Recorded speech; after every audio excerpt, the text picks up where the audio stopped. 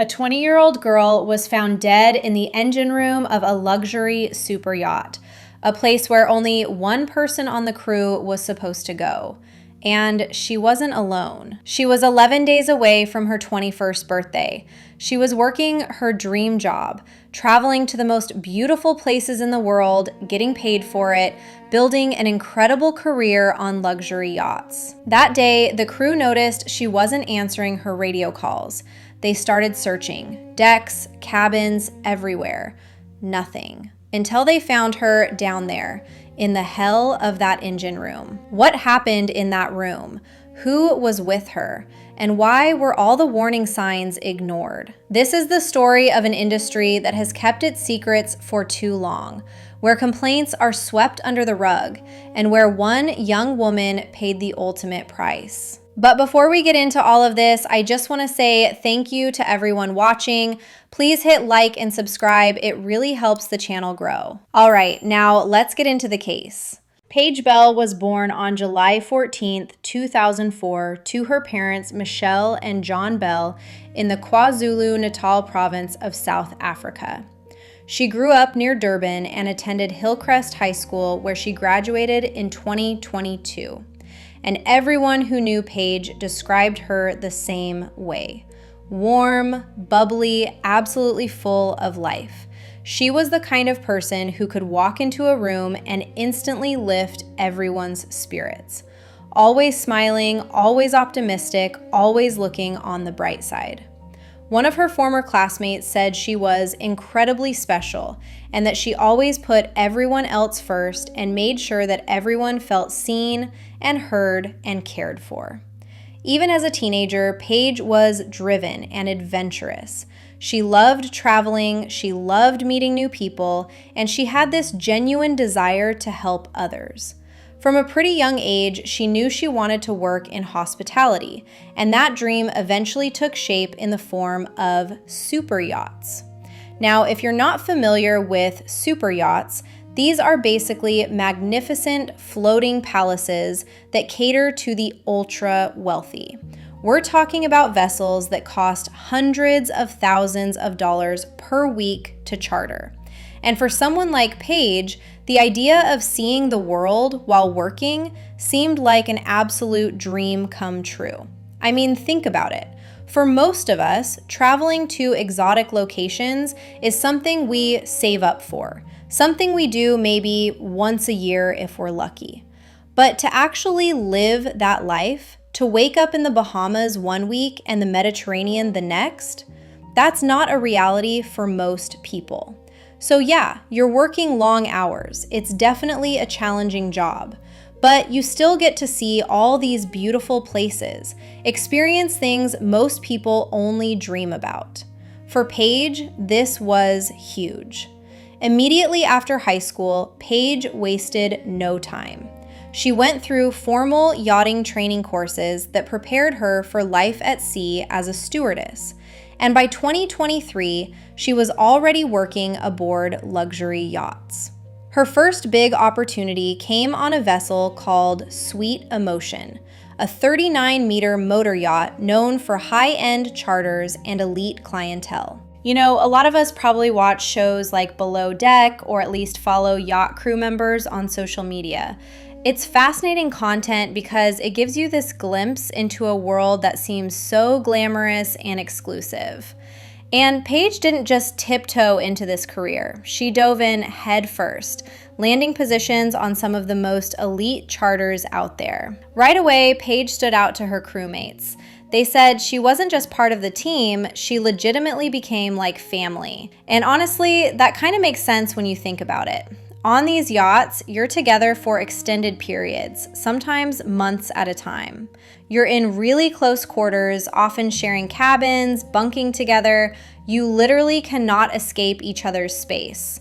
So having someone like Paige, someone who was positive and uplifting, that made all the difference. One stewardess who worked with her said, Paige was more than a teammate. She was family. Her radiant spirit, infectious laughter, and boundless compassion made an unforgettable impact on everyone lucky enough to know her. Whether it was long days at sea or quiet moments under the stars, she brought light and warmth wherever she went. It was clear to everyone that Paige had found her calling. She was thriving, gaining experience, and proving herself to be both professional and dependable. And by December 2024, she decided to leave Sweet Emotion to explore new opportunities and continue climbing in her career. This is actually pretty common in the yachting world. Crew members will move between vessels to get different experiences, work with different teams, see different destinations. It's all part of building your reputation and your skill set. So at just 20 years old, Paige was already building a strong reputation in an industry where reputation is everything, where connections and reliability can make or break your career. And she was making her mark. When 2025 arrived, Paige was ready for her next chapter. That opportunity came aboard the Far From It, a 43-meter luxury motor yacht built by Richmond Yachts. And you guys, this vessel is absolutely stunning. Polished teak decks, marble interiors, cabins designed for the world's wealthiest travelers. Far From It operates as a charter yacht, cruising to exclusive destinations like the Bahamas, Harbour Island, and other paradise ports scattered across the Caribbean. The yacht had a crew of 8 and could accommodate about 12 guests in its 6 cabins. And it came at a hefty cost, between $140,000 and $165,000 per week. So this was quite the operation Paige was joining. She came aboard as a junior stewardess under Captain Greg Love, who later described her arrival as a breath of fresh air for the entire crew. He said she slid straight into their family like she'd always belonged, which, if you knew anything about Paige, came as absolutely no surprise. Her energy was contagious, and she quickly earned the trust and admiration of everyone on board. By mid-2025, after just a few months working on Far From It, Paige's hard work was really paying off. Captain Love revealed that he was beginning to consider her for a promotion, and Paige was so proud of this. He recalled sitting down with her just weeks before tragedy struck to discuss her possible new role. Paige was excited about the chance to take on more responsibility. She was moving up fast, and she told him she was ready to prove herself, to grow, to keep moving forward in a career that she loved. Captain Love even promised that when the time came, he would give her his own set of officers' epaulets, which is a huge symbol of respect in the marine world. She was really making waves in this industry, climbing the ranks, leaving an impression on everyone she worked with. Those who knew Paige said this was one of the happiest times of her life. She was thriving, exploring exotic locations, and she was also planning to fly home soon to celebrate her 21st birthday with her family on July 14th, 2025. Everything she had dreamed of as a teenager was finally coming together, and all before her 21st birthday. It really seemed like the pinnacle of her young career. But here's the thing. Behind those glossy Instagram photos of sunsets and champagne toasts and all that money, the world of luxury yachting carries a much darker side that few outsiders ever see. For those working at sea, isolation isn't just physical, it's emotional. We're talking about very long days away from family, often in really close quarters with people you barely know. And you have to trust that everyone on board will look out for each other. This isn't the sanitized version of yachting that people imagine when they watch reality TV. This is a world built on image.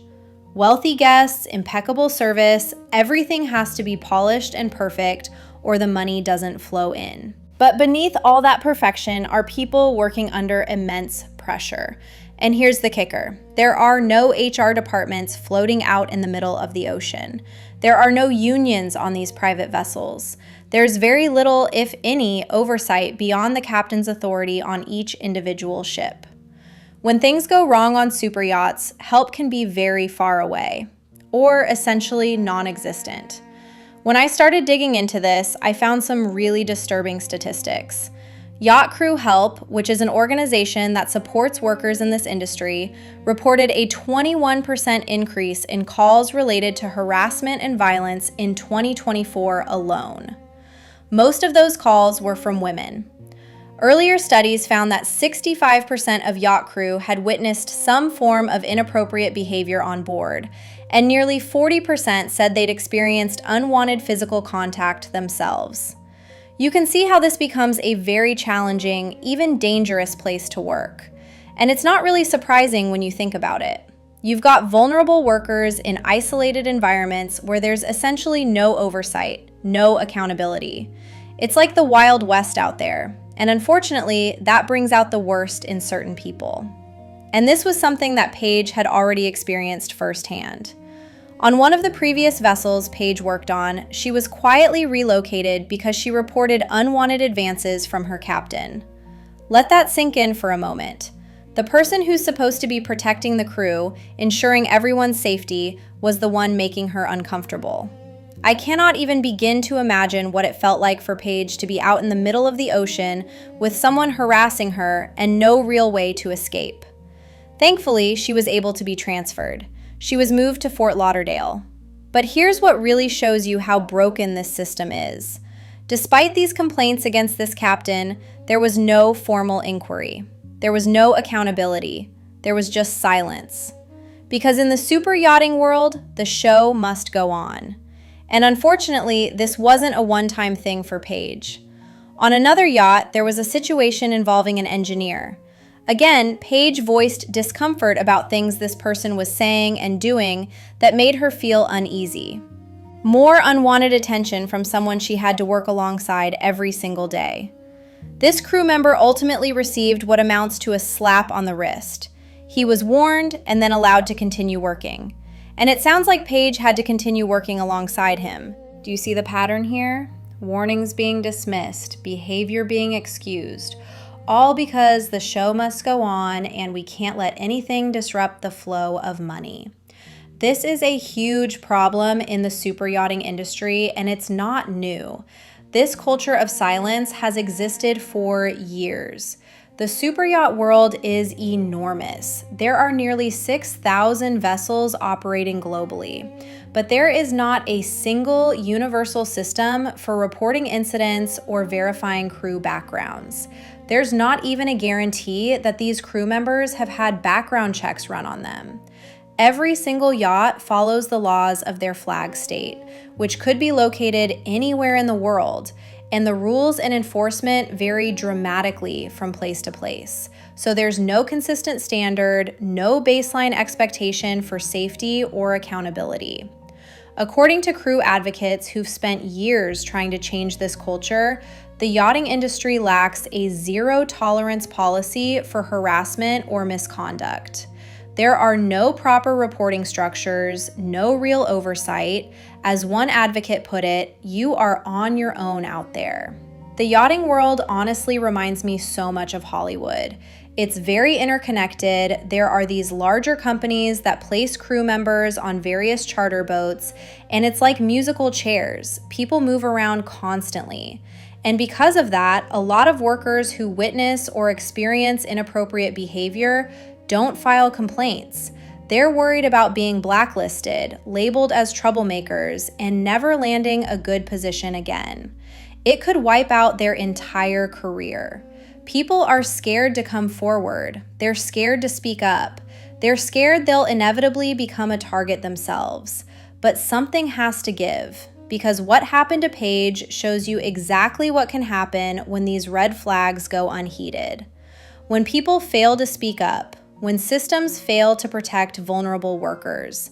Paige loved her work. She followed the rules. She believed that her professionalism would protect her. That belief was tested in the most devastating way possible. That brings us to July 3rd, 2025. Far From It was docked near Harbour Island in the Bahamas. If you're not familiar with Harbour Island, it's known for its absolutely beautiful pink sand beaches, crystal clear turquoise waters, and pastel-colored cottages. It's basically a playground for the ultra-wealthy.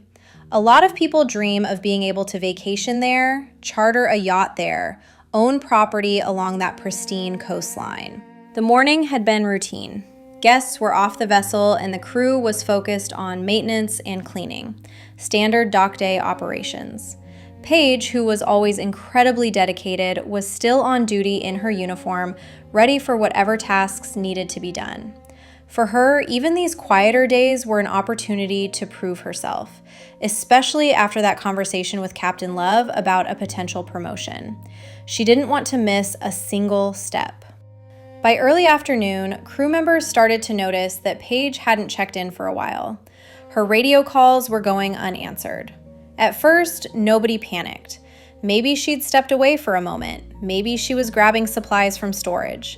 But as minutes passed and there was still no sign of her, an uneasy feeling began to grow. Because we're talking about a boat here. Yes, it's big as far as boats go, but in terms of a place where someone could easily get lost, not really. The crew started searching the decks, the cabins, the galley, calling out her name, but there was no response.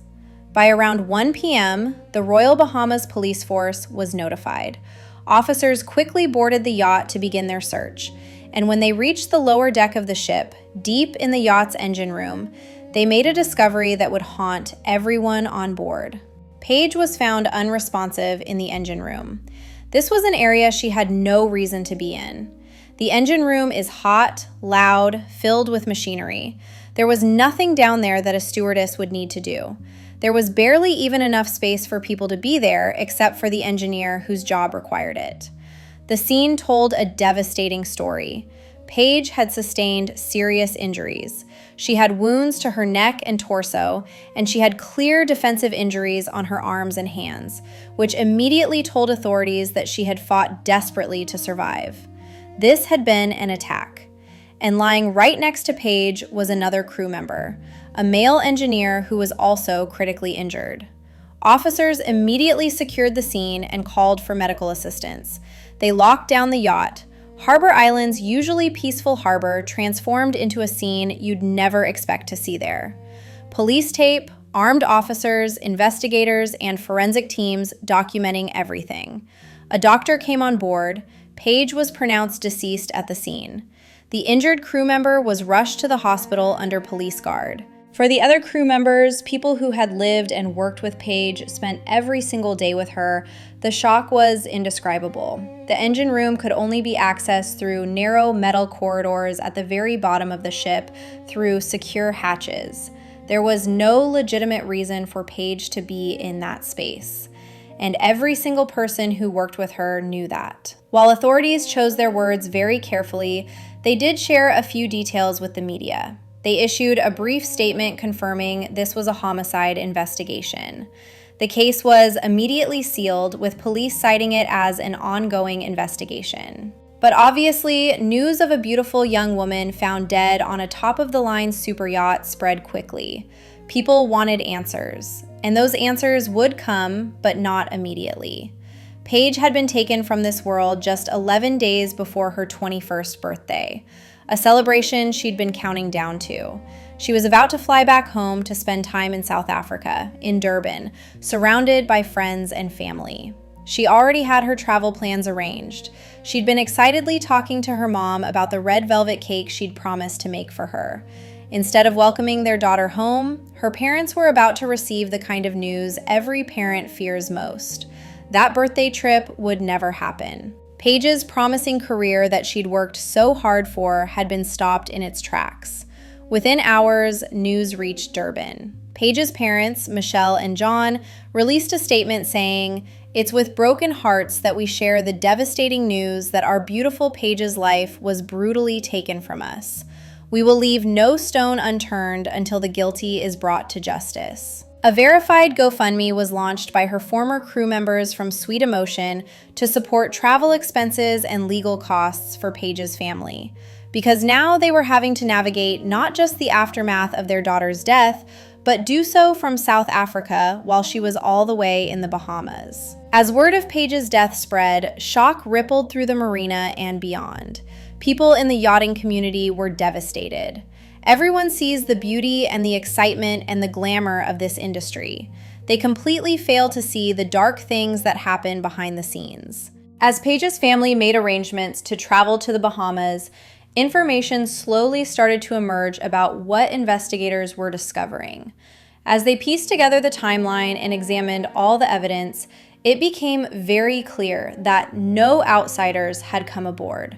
There were no signs of forced entry. This wasn't some random attack. This tragedy had unfolded entirely within the confines of the yacht itself, among people who had lived and worked beside each other every single day for months. The male crew member who had been found critically injured in the engine room with Paige had survived and was transported to Princess Margaret Hospital in Nassau under armed police escort. For a while, his identity was withheld as investigators worked to understand exactly what had happened in that engine room. People online started pointing out that this incident happened in the noisiest part of the yacht that nobody ever goes to. It felt deliberate. The location seemed chosen specifically because it was isolated, loud, and far from where anyone else would be working. Authorities revealed that Paige may have been lured down there or forced down there.